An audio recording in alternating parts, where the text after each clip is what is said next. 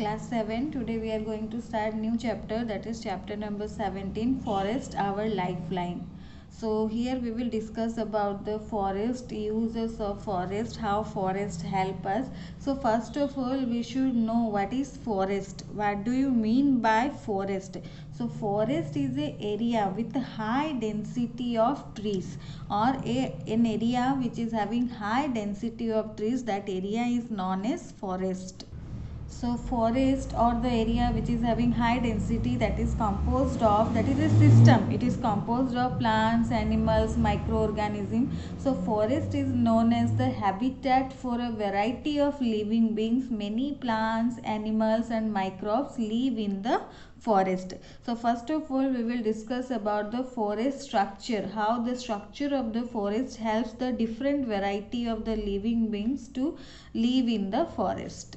So a typical tree forest, that is composed of two distinct layers. So there are two layers. These are known as canopy or overstory and understory. So two layers are there. So the two distinct layers of a typical tree forest are overstory or canopy and understory. Again the understory is subdivided into shrub layer, herb layer and the moss layer and soil microbes. So in some complex forests there is also a well defined lower tree layer. That means a tree can be divided into two parts, that is trunk and branches.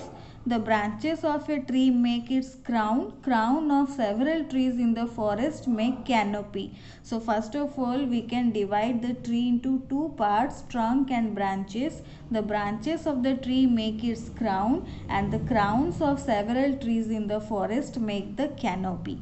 So in the dense forest, the canopy looks like roof of the forest, and it is the home of many animals which stay there for shelter to avoid the predators in the forest floor, to seek fruit and seeds from the trees, and epiphytes of the rainforest canopy. So monkeys are seen in many rainforest locations sleeping from tree to tree. Mainly canopy is the home of many animals. So canopy can be characterized as it looks like roof and it is the home of many animals. And crowns of trees, I had told you trees are divided into two parts, that is trunk and branches, and the crowns make the canopy. So the crowns of trees come in various shapes and sizes. The size of a tree crown is strongly correlated with the growth of the tree. So the tree crown that displays the leaf to allow capture of radiant energy for the photosynthesis. Because of this crown they displace the leaves to allow the capture of radiant energy or the sun energy to do the photosynthesis. So the measurement of the tree crown is often made to assist in the quantification and understanding of the growth of the tree. So their general shape varies from relatively dense conoids for young and healthy trees of an excurrent habit to wide open hemispherical shapes for the older trees in a deliquescent habit. So for young and healthy trees the shape is dense conoids, the shape of the crown, and for the older trees it is the shape of the crown is hemispherical shapes. The lower layer of the forest, that is known as understory, and it is composed of the herbs and the shrubs. So the understory, the lowest layer of the forest, that is composed of herbs and shrubs.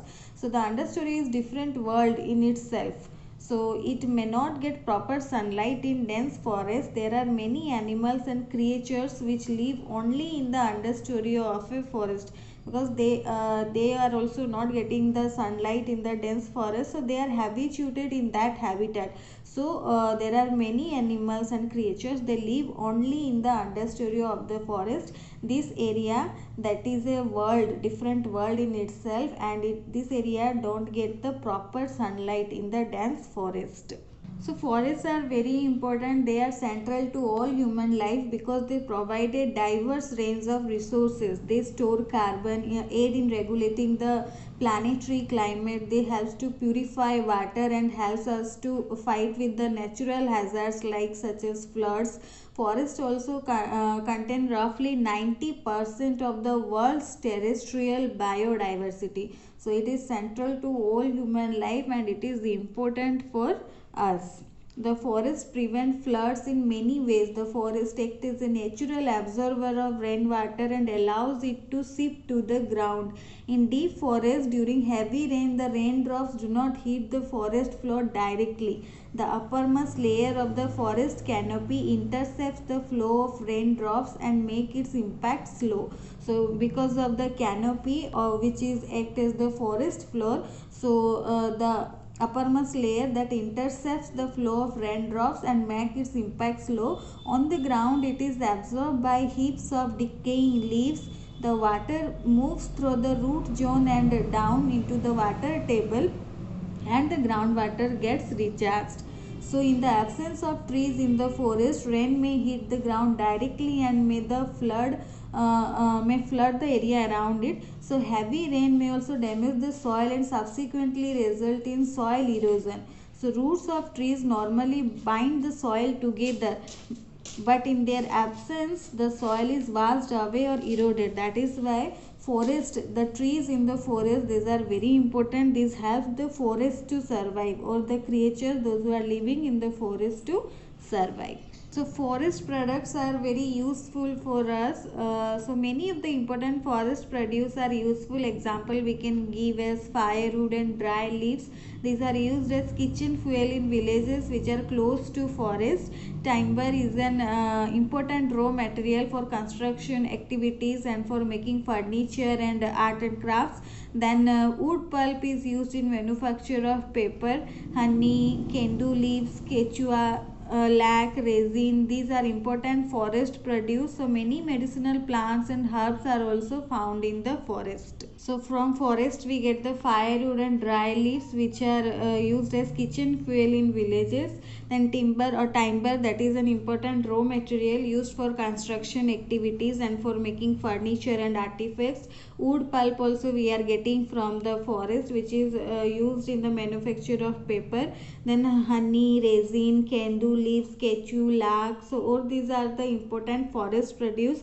Many medicinal plants and herbs also we are getting from the forest. If we will see the important forest produce, then more than 5,000 things are made from the trees, such as houses, furniture, pencils, utensils, pencils, books, newspaper, movie tickets, even clothing and toothpaste. So trees are very important for us. Forests are also very important for us. So we are getting more than 5,000 things from the trees. So that is why trees and forests, these are very important for us. We have to conserve our forest. So now you read this chapter this much. Next class we will discuss forest as a system.